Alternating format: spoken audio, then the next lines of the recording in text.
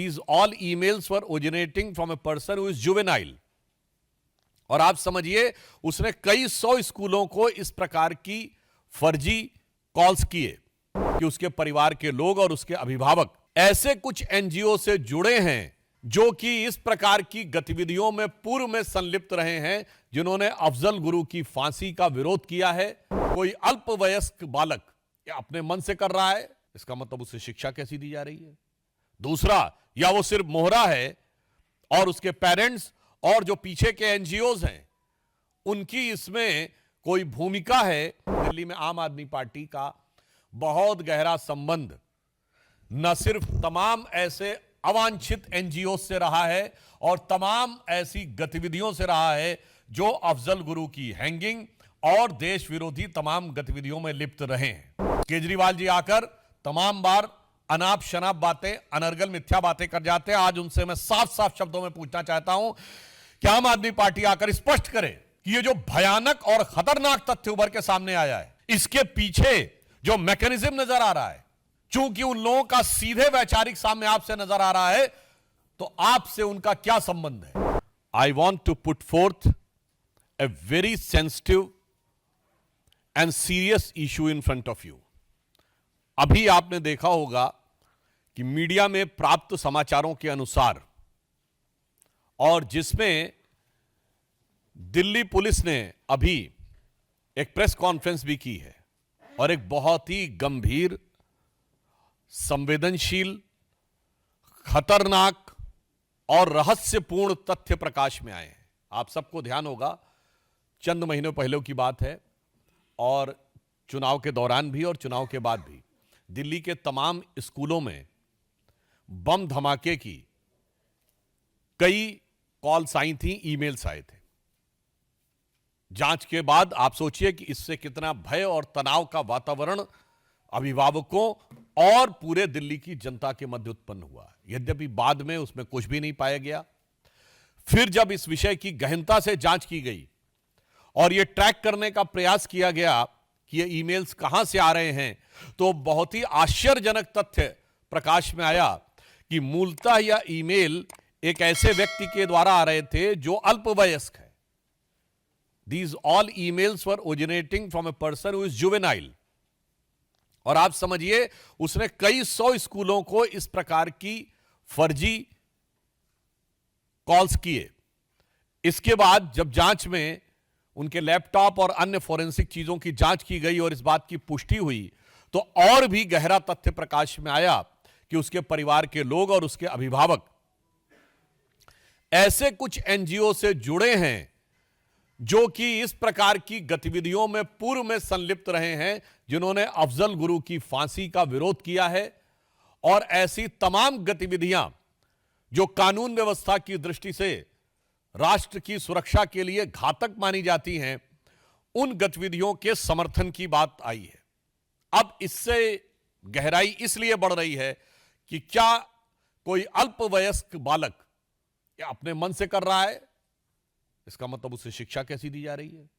दूसरा, या वो सिर्फ मोहरा है और उसके पेरेंट्स और जो पीछे के एनजीओज हैं उनकी इसमें कोई भूमिका है ताकि दिल्ली की कानून व्यवस्था को बिगाड़कर, दिल्ली के वातावरण को खराब करके, दिल्ली में भय का वातावरण उत्पन्न करके कोई राजनीतिक लाभ या अपनी राजनीतिक विचारधारा की पुष्टि की जा सके।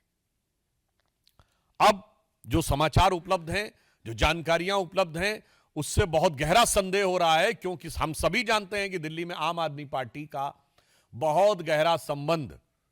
न सिर्फ तमाम ऐसे अवांछित एनजीओ से रहा है और तमाम ऐसी गतिविधियों से रहा है जो अफजल गुरु की हैंगिंग और देश विरोधी तमाम गतिविधियों में लिप्त रहे हैं। आप सभी को ध्यान होगा कि फरवरी 2015 में जो टुकड़े टुकड़े होंगे का नारा लगा था, वो अफजल गुरु की बरसी के ऊपर था और जिसकी फाइल को महीनों तक आम आदमी पार्टी ने बचा के रखा था। इसलिए अब यह रहस्य गहरा रहा है कि वो एनजीओ कौन है, वो एनजीओ के लोग कौन हैं,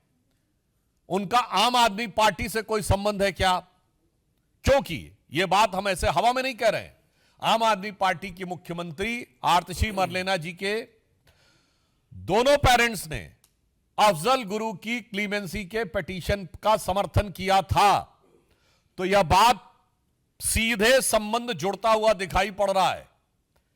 यानी वहां के सर्वोच्च नेतृत्व के साथ, और उस जमाने में याद करिए वो सब लोग, प्रशांत भूषण, शांति भूषण, अन्य बहुत सारे लोग थे, आप बड़ी लंबी लिस्ट है, वो सब उस समय आम आदमी पार्टी के सदस्य थे।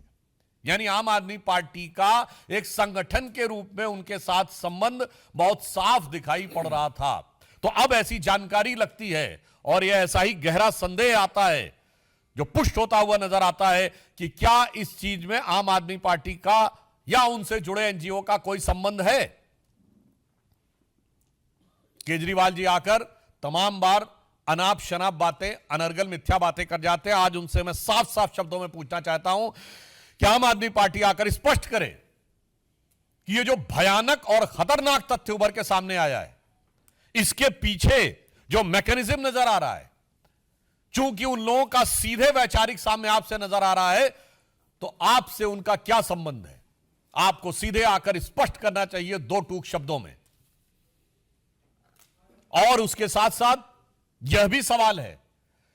कि अगर अल्पवयस्क बच्चे ये कर रहे हैं, तो ये जो भी सो कॉल्ड एनजीओज हैं,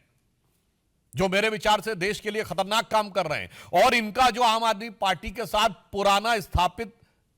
संबंध रहा है, वो देश के नौनिहालों के मन में किस प्रकार का जहर भर रहे हैं और उस जहर के कितने घातक प्रभाव आने वाले समय में पड़ सकते हैं। इसलिए हमें इन सारी चीजों का सीधा, स्पष्ट और सपाट जवाब आम आदमी पार्टी से चाहिए कि इस प्रकार की जो घटना हुई उसमें जो लोग संलिप्त हैं उनसे आपका क्या संबंध है, और उस प्रकार के लोगों के साथ आपके पूर्व में स्थापित संबंध रहे हैं, आपकी मुख्यमंत्री के परिवार तक से वो लोग संबंधित रहे हैं जिन्होंने इस प्रकार की गतिविधियों का समर्थन किया था। आपने टुकड़े टुकड़े का नारा लगाने वालों की, चूंकि दिल्ली में सरकार थी, तो महीनों तक आपने अदालती कार्रवाई को रोक के रखा था। इसलिए आज सीधा सवाल है, आम आदमी पार्टी का उनसे संबंध प्रतीत होता है और यह जानकारी लगती है कि उनके बीच में ऐसा संबंध है, तो उन्हें आकर इस बारे में स्पष्ट जवाब देना चाहिए। और अगर वो स्पष्ट जवाब नहीं दे रहे हैं तो फिर हमें मानना चाहिए कि संदेह उतना और गहराता है, और जिसे कहा जाता है कि मौनम स्वीकृति लक्षणम।